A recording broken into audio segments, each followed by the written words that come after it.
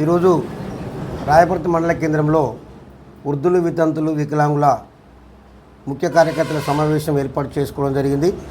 దీనికి ఈ 4 మండలాల వికలాంగుల ఇన్ఛార్జి తమ్ముడు అన్న శ్రీ దర్గన్న గారి నాయకత్వాన కూడుకోవడం జరిగింది.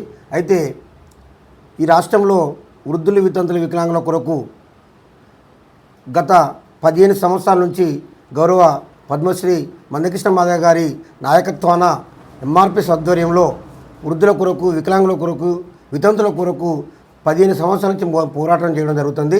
గతంలో కూడా ఈ రాష్ట్ర ప్రభుత్వాలు వృద్ధులు, వితంతుల కొరకు ఏ నాయకుడు కూడా పోరాటం చేయలేదు. వాళ్ళ హక్కుల కొరకు మాట్లాడిన నాయకులు లేడు. కానీ ప్రభుత్వాలు వాళ్ళని ఓటుదారులుగా వాడుకొని తప్ప వదిలేయడం జరుగుతుంది. వాళ్ళు ఉన్నత వర్గాల కొరకే ఈ ప్రభుత్వాలు పనిచేయడం జరుగుతుంది. పేద వర్గాల్లో ఉంటున్న వృద్ధులు, వితంతుల కొరకు కూడా ఏ రోజు కూడా వాళ్ళు మాట్లాడిన దాఖలు లేవు. వాళ్ళ పెన్షన్ పెంచాలని కోరిన దాఖలు లేవు. కానీ వికలాంగులు వాళ్ళ కుటుంబానికే భారం అవుతున్న ఈ సమాజంలో వారికి 500 నుండి 2000 నుండి 3000 వరకు పెంచి ఇప్పుడు గత ఎలక్షన్లో రేవంత్ రెడ్డి గారు వికలాంగులకు 6000 రూపాయలు ఇస్తానని చెప్పి వాగ్దానం చేసి వృద్ధుల, వితంతులకు 2000, వికలాంగులకు 2000 పెంచి అధికారంలోకి వచ్చిన రేవంత్ రెడ్డి గారు వారిని పూర్తిగా మర్చిపోయి ఉన్నత వర్గాలకు కొమ్మగాసడం జరుగుతుంది. ఎందుకంటే ప్రాజెక్టుల వల్ల కొన్ని పెద్ద పనుల వల్ల వాళ్ళకి కమిషన్ వస్తుందని ఆలోచించి ఈ యొక్క పేద వర్గాలను విస్మరించి పెద్ద వర్గాలకే పనిచేయడం జరుగుతుంది. కానీ ఈ సేమ్ విషయంలో ఆంధ్రప్రదేశ్లో కూడా ఎలక్షన్ జరిగింది.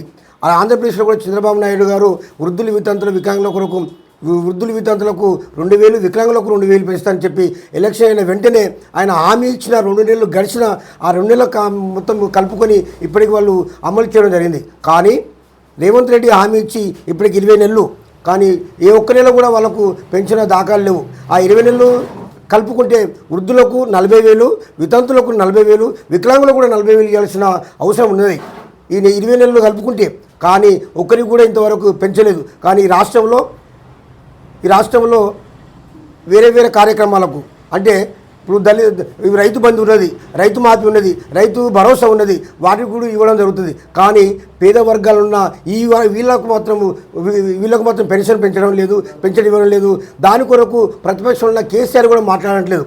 అయితే అధికార పక్షము ఇస్తానని చెప్పడం, ప్రతిపక్షము అడగడం కావాలి. కానీ ఈ పేదవాళ్ళ కొరకు ప్రతిపక్షం కూడా ఏ రోజు కూడా అసెంబ్లీలో మాట్లాడిన రోజులు లేవు, రోడ్డు మీద మాట్లాడిన రోజులు లేవు. కానీ ఈరోజు ఈ రాష్ట్రంలో ప్రతిపక్షం ఓన్లీ ఎంఆర్పిఎస్ ఉంటుందన్న ఆలోచన మీకు తెలియజేస్తూ ఉన్నా. ఎందుకంటే కృష్ణమాదిగా ఈరోజు ప్రతిపక్షం ఉన్నట్టే మేము భావిస్తూ ఉన్నాం.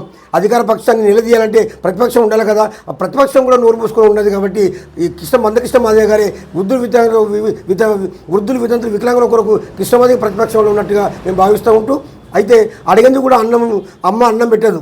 కానీ వికలాంగుల కొరకు ఏ నాయకులు కూడా ఇవి ఇంతవరకు ప్రస్తావన చేయట్లేదు. కానీ కృష్ణమాదిగ నాయకత్వంలో ఈరోజు ఎప్పుడు 15 సంవత్సరాల నుంచి కూడా వికలాంగుల కొరకు పోరాడిన దాఖలు మాకున్నాయి. వృద్ధులు, వితంతుల కొరకు పోరాడిన మా చరిత్ర మాకుంది. అదేవిధంగా ఈ రాష్ట్రంలో ఖచ్చితంగా పెంచకపోతే రేవంత్ రెడ్డి మూల్యం చెల్లించుకోక తప్పదు. ఎందుకంటే వారు అందాల పోటీలో 1000 కోట్లు ఖర్చు పెట్టడం జరిగింది. కానీ అందాల పోటీ ముఖ్యమా, ఈ కాళ్ళు లేని, రెక్కలు లేని, కళ్ళు లేని ఈ వికలాంగులు ముఖ్యమా అనే విషయానికి వస్తే ఖచ్చితంగా వీళ్ళకి పెంచాల్సిన అవసరం ఉన్నది. కొడుకులు భరించలేని, కొడుకులు దూరం కొడుతున్న, కోడళ్ళు దూరం కొడుతున్న ముసలిలో కూడా పెంచాల్సిన అవసరం ఉన్నది. వాళ్ళ యొక్క కష్టాలు పేదలకు తెలుసు. కాబట్టి ఆ పేద వర్గం నుంచి పోరాడుతున్న కృష్ణమాదిగ నాయకత్వంలో ఖచ్చితంగా రేవంత్ రెడ్డి పెంచకపోతే ఆయన మూల్యం చెల్లించుకొని తప్పదు.